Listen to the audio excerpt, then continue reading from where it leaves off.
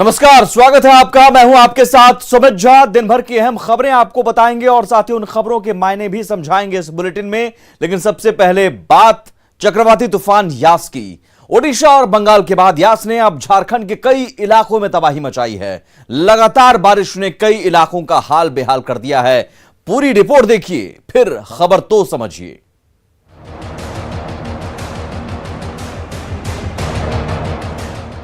नदी की बीच धार में बोलेरो गाड़ी की छत पर जिंदगी की जंग, मझधार में मौत और जिंदगी से दो दो हाथ करती ये तस्वीरें झारखंड के लातेहार की है।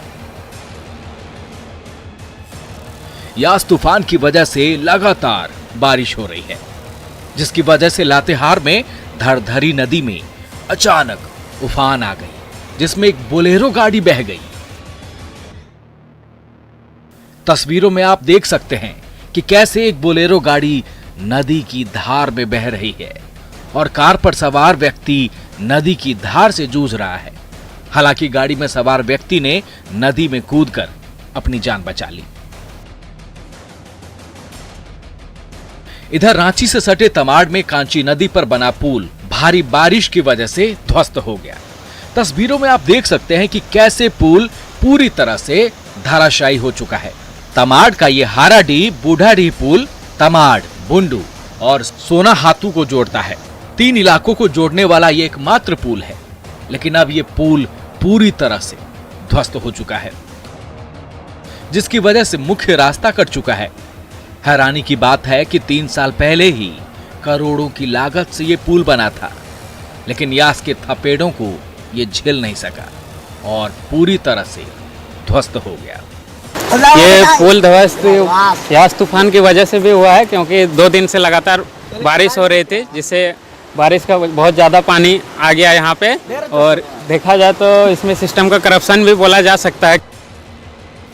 तेज बारिश के साथ साथ 50 से 7 किलोमीटर प्रति घंटे की रफ्तार से हवाएं चल रही है, जिसका असर बोकारो से लेकर जमशेदपुर तक देखने को मिल रहा है।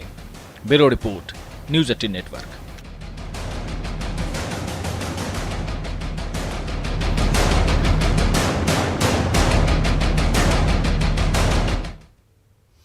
और खबर तो समझिए, यास के थपेड़ों को पुल नहीं झेल सका। तमाड़, बुंडू और सोनाहातू का संपर्क टूटा है। इस पुल के टूटने से आने जाने में परेशानियों का अब सामना करना पड़ेगा। और मात्र 3 साल पहले यह पुल बना था, मतलब पुल निर्माण में लापरवाही भी बरती गई थी, ये कहीं ना कहीं साफ है। रांची के तमाड़ में हाराडीह बूढ़ाडीह पुल टूटने से हजारों ग्रामीणों की लाइफलाइन एक झटके में थम गई है। पुल टूटने के बाद क्या है हालात, ग्राउंड जीरो से बता रहे हैं संवाददाता संजय सिन्हा।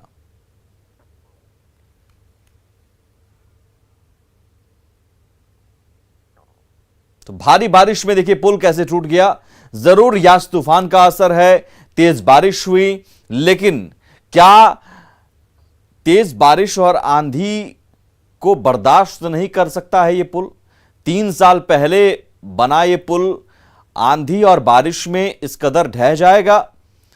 सवाल उठना लाजमी है कि कहीं ना कहीं लापरवाही हुई और करप्शन का ये पुल, जिसकी वजह से नींव इसकी कमजोर रही, निर्माण सामग्री जो है वो कहीं ना कहीं घटिया क्वालिटी की डाली गई और इसकी वजह से बारिश और आंधी तूफान में ये पुल ध्वस्त हो गया। 3 साल पहले बना पुल, सोचिए करोड़ों की लागत से पुल बना था और करोड़ों की लागत से बना पुल यूं ध्वस्त हो जाता है।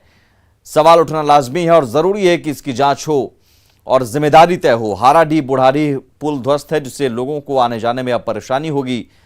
रांची के तमाड़ की ये तस्वीर है और जहां ग्राउंड जीरो पर हमारे संवाददाता भी पहुंचे संजय सिन्हा, और उन्होंने ये तस्वीर हम तक पहुंचाई है। पूरी रिपोर्ट भी आपको हम दिखाएंगे कुछ देर में कि कैसे करोड़ों की लागत से ये बना पुल ध्वस्त हो गया आंधी और बारिश में।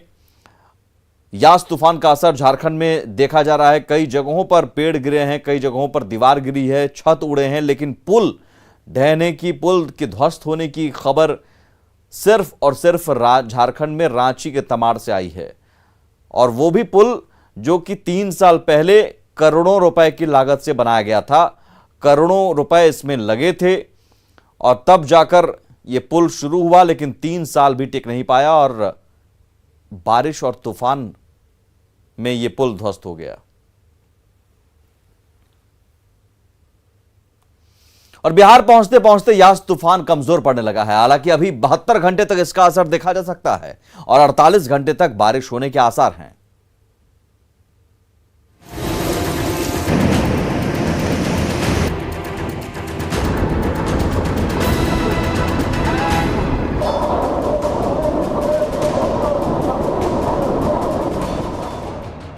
ओडिशा के तटों से टकराने के बाद, बंगाल में तबाही मचाने के बाद उम्मीद जताई जा रही थी कि यास तूफान बिहार में भी तबाही मचाएगा, लेकिन बिहार आते आते चक्रवाती तूफान यास कमजोर पड़ गया।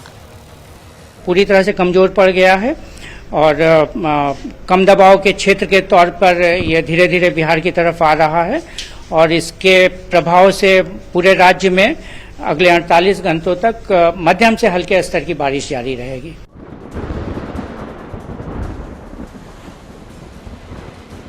बिहार में फिलहाल जो मौसम का हाल है वैसा ही रहने का अनुमान है। अगले 72 घंटे तक ऐसा ही मौसम रहने का अनुमान है। अगले 48 घंटे तक बारिश होने की संभावना है।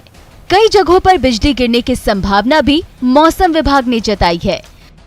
अगले 48 घंटे तक बिल्कुल हल्की से मध्यम स्तर की बारिश जारी रहेगी। और सर वज्रपात की भी संभावना है? वज्रपात की कुछ जगहों पर जैसा हमने बताया था कि वो जो पूर्वी भाग हैं जहां पर कि हमारे जो रडार बता रहे हैं कि वो कुछ कन्वेक्टिव क्लाउड्स वहां पर हैं, वहां पर डेफिनेटली हमारे। जाहिर है बिहार में यास का कमजोर होना राहत की खबर है, लेकिन अभी भी 48 घंटे भारी हैं, क्योंकि कई जगहों पर भारी बारिश का अनुमान है। न्यूज़ 18 के लिए पटना से आनंद अमृतराज की रिपोर्ट। और खबर तो समझिए, मौसम विभाग के मुताबिक बिहार के लिए राहत की खबर जरूर है। ओडिशा और तटीय इलाके वाली स्थिति अब बिहार में नजर नहीं आएगी, क्योंकि बिहार आते आते यास तूफान कमजोर पड़ चुका है। हवा चलने की अधिकतम गति 40 किलोमीटर प्रति घंटे से अधिक नहीं होगी, लेकिन अगले 48 घंटे तक बिहार के कई जिलों में जोरदार बारिश की संभावना है और इस वजह से लो लैंड वाले इलाकों में जल जमाव और बाढ़ जैसे हालात का खतरा है। नदी वाले इलाकों में भी समस्या बढ़ सकती है। मौसम विभाग ने बिजली गिरने की भी संभावना जताई है, लिहाजा लोगों से घरों में रहने की अपील की गई है। अभी भी सावधानी बरतने की जरूरत है। सियासी मैदान में पछाड़ने के बाद नीतीश कुमार ने अब डिजिटल प्लेटफॉर्म पर भी अपने विरोधियों को पछाड़ दिया है। सीएम नीतीश कुमार वर्चुअल दुनिया में सबसे आगे निकल गए हैं। नीतीश कुमार के सोशल मीडिया पर 8.2 मिलियन फॉलोअर्स हो गए हैं, जबकि लालू यादव के 6.8 मिलियन फॉलोअर हैं। पूरी खबर देखिए और उसके बाद खबर के मायने समझिए।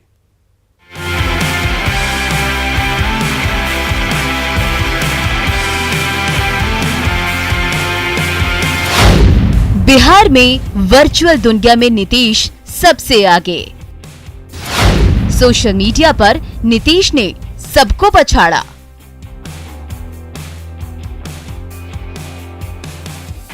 2020 के बिहार विधानसभा चुनाव में जमीन पर आरजेडी से पिछड़ने के बाद सीएम नीतीश कुमार अब वर्चुअल दुनिया में भी सबसे आगे निकल चुके हैं। हमारे साथ विशेषज्ञ भी बैठे हुए हैं, कुणाल, और ये हमें बताएंगे कि बिहार में जितने भी राजनेता हैं, टॉप राजनेता हैं, उसमें सोशल मीडिया की स्थिति क्या है। इस वक्त हम देखो आपको ट्विटर की स्थिति दिखा रहे हैं। नीतीश कुमार का हमने ट्विटर खोला है और इनका फॉलोवर कितना है ये पूरा विस्तार से बताएं। कुणाल बताइए नीतीश कुमार का ट्विटर की स्थिति क्या है? देखिए, नीतीश कुमार के अभी जो है फॉलोअर्स हैं वो 6.6 मिलियन है, तकरीबन 66 लाख, जो सबसे ज्यादा है। आप यहाँ पे देख सकते हैं।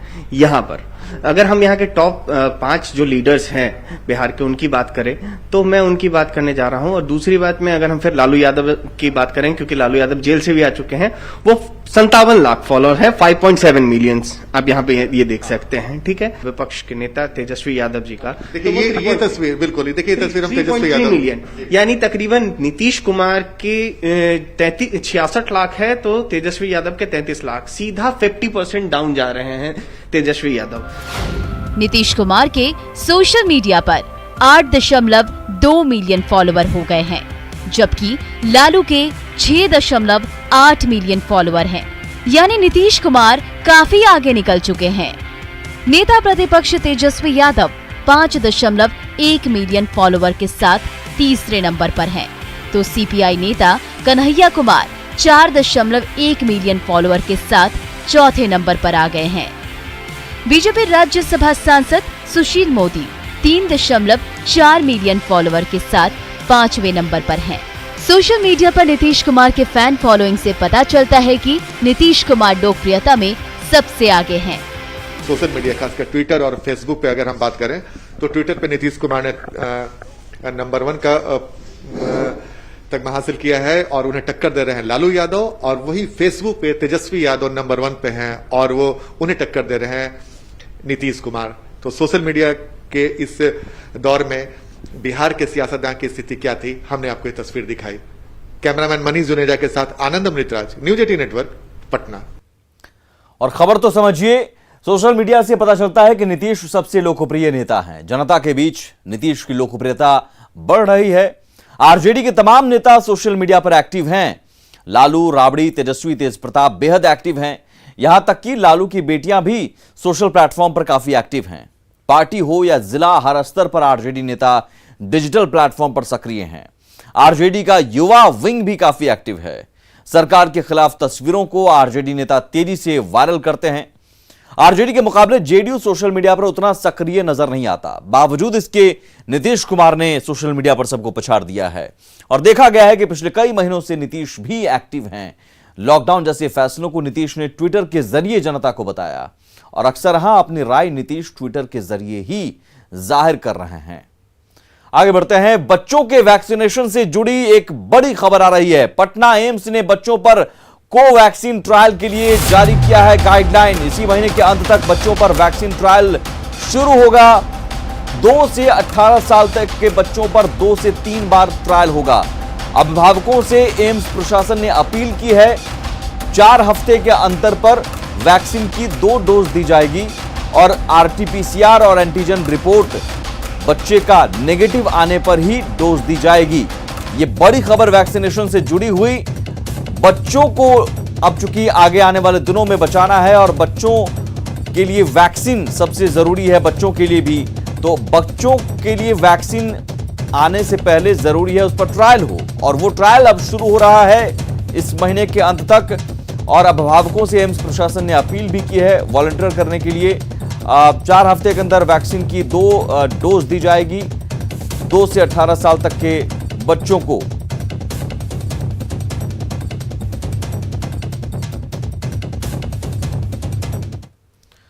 खबर तो समझिए, दरअसल तीसरी लहर में बच्चों पर खतरा है। बच्चों पर वायरस के अटैक का अंदेशा जताया जा रहा है और लिहाजा वैक्सीनेशन ही सबसे बड़ा हथियार है। इसलिए बच्चों के वैक्सीनेशन पर अब काम शुरू हो रहा है। तीसरी लहर की आशंका सितंबर से अक्टूबर में जताई जा रही है। ऐसे में जरूरी है कि उससे पहले तक बच्चों को भी वैक्सीन लगना शुरू हो जाए, बच्चों के लिए भी वैक्सीन तैयार हो जाए। कहते हैं उद्योग लोगों को रोजगार देता है, लेकिन जब यही उद्योग लोगों का रोजी रोटी छीनने लगे तो आप क्या कहेंगे? सुनने में ये बात अटपटा जरूर लग रहा होगा, लेकिन ये पीड़ा बीते 4 साल से झेल रहे हैं हाजीपुर औद्योगिक क्षेत्र के किसान।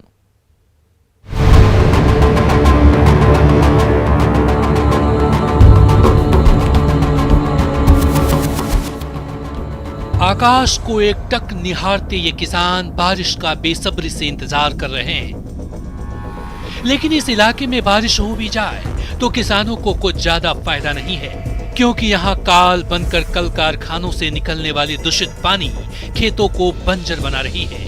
यहाँ के किसान अपने खेतों में चाहकर भी फसल की बुआई नहीं कर पा रहे हैं, क्योंकि किसान जब भी बीज बोते हैं ये दूषित पानी उसे गला देते हैं। हाजीपुर के इंडस्ट्रियल इलाके के लगभग 70 एकड़ खेतों को यहाँ लगे कल कारखानों से निकलने वाले दूषित पानी ने बेजान और बंजर बना डाला है। इंडस्ट्रियल का पानी आने के कारण फसल नहीं हो पाता। 4 साल से हम लोग का बंजर जमीन पड़ा हुआ है, इसका कोई सुनवाई नहीं। जिला में, ब्लॉक में, सीओ के यहाँ से हर जगह आवेदन दे दे के थक गए हम लोग। दहा जाता है, बहुत छाती पानी लग जाता है इसमें, फसल इसमें साफ डूब जाता है। अब इसकी शिकायत कहीं की? 4 साल से 4 साल से किसान अपनी इस समस्या की शिकायत प्रशासन से लेकर सरकार में बैठे जनप्रतिनिधि से कई बार कर चुके हैं, लेकिन कहीं से कोई रास्ता नहीं निकला। अब आलम यह है कि यहाँ के किसान दूसरों के यहाँ मेहनत मजदूरी कर गुजर बसर करने को मजबूर हैं। से जमीन जायदाद बेच भी जगह में करते हैं ना तो भूखे मरते हैं। अब न सरकार सुनता है, न वर्षा होता है, न पानी होता है, तो खेती बना रहा है। किसानों का कहना है कि इन लोगों के पास इतना पैसा भी नहीं है कि वो इस महंगाई के दौर में अपने वाटर पंप से स्वच्छ पानी देकर बंजर हो चुके खेतों को फिर से फसलों से लहला सके। कभी कभी पानी के कारण कोई भी चीज नहीं हो पाती है, कभी और पानी न रहे उसके लिए बिजली का भी आवेदन हम लोग कर चुके हैं। बिजली का मीटर आ चुका है, लेकिन पोल गाड़ के नहीं, लाइन का कोई प्रतिबंध नहीं है कि खेती कैसे हो। इसका कोई मतलब कि बहुत बड़ा आवेदन हम लोग दे चुके हैं कि लाइन का व्यवस्था किया जाए किसानी के लिए, लेकिन इसका कोई मतलब कि संविधान नहीं निकाला गया है। कहने का तो बिहार कृषि प्रधान राज्य है, लेकिन जब बात आती है किसानों की समस्या की हल निकालने की, तो शासन से लेकर के प्रशासन में बैठे लोग जो हैं वो खामोश हो जाते हैं, कोई कुछ नहीं कहता। यह बात हम इसलिए कह रहे हैं कि जब हाजीपुर के इन किसानों की समस्या को लेकर वैशाली जिले के कृषि पदाधिकारी और प्रदेश के कृषि मंत्री से जब हमने संपर्क साधा तो कोई भी इस मसले पर कुछ खुलकर के नहीं बोला। कैमरा पर्सन दीपक के साथ अमित कुमार, न्यूज 18 पटना। खबर तो समझिए, फैक्ट्री से निकलने वाला पानी केमिकल युक्त होता है और धुएं की वजह से हवा में जहर फैल जाता है, जिसका असर फसलों पर होता है। फैक्ट्री में यूज किए गए केमिकल से पानी प्रदूषित हो जाता है और यह दूषित पानी खेत को बंजर कर देता है, जिसकी वजह से किसान मेहनत करते हुए भी फसल उगा नहीं पाते हैं। कोरोना और लॉकडाउन में पिछले कई दिनों से बंद पटना महावीर मंदिर पर वित्तीय संकट आ गया है। महावीर मंदिर की ओर से चलाए जा रहे अस्पतालों और कोरोना काल में चल रहे जन कल्याण के कामों को पैसे की कमी की वजह से रोकना ना पड़े, इसके लिए पटना का महावीर मंदिर बैंक से लोन लेगा। पटना का महावीर मंदिर देश के उन मंदिरों में शामिल है जहां धर्म को सीधे परोपकार से जोड़ा गया है, जहां नर सेवा नारायण सेवा का मंत्र साकार हो गया है। पटना के महावीर मंदिर के पैसे से कई अस्पताल और जन कल्याणकारी काम हो रहे हैं, लेकिन कोरोना संकट के चलते महावीर मंदिर 1 साल से भी ज्यादा समय से बंद है। लेकिन महावीर मंदिर की ओर से चलाए जा रहे अस्पताल और जन कल्याण के कार्य लगातार चल रहे हैं, चाहे गरीबों को मुफ्त में खाना खिलाना हो या अस्पताल में ऑक्सीजन देना हो। महावीर मंदिर हमेशा से इन कार्यों में आगे रहा है, लेकिन अब लगातार लॉकडाउन के चलते महावीर मंदिर के इन जन कल्याणकारी कार्यों का संकट खड़ा हो गया है। ऐसे में महावीर मंदिर ट्रस्ट की ओर से चलाए जा रहे 7 अस्पताल बंद ना हो और जन कल्याण का काम लगातार चलते रहे, इसके लिए महावीर मंदिर बैंक से लोन लेने की तैयारी में है। महावीर मंदिर के प्रमुख आचार्य किशोर कुणाल के मुताबिक हनुमान मंदिर के एफडी के एवज में बैंक से कर्ज लेकर जन कल्याण के कार्यों को जारी रखा जाएगा।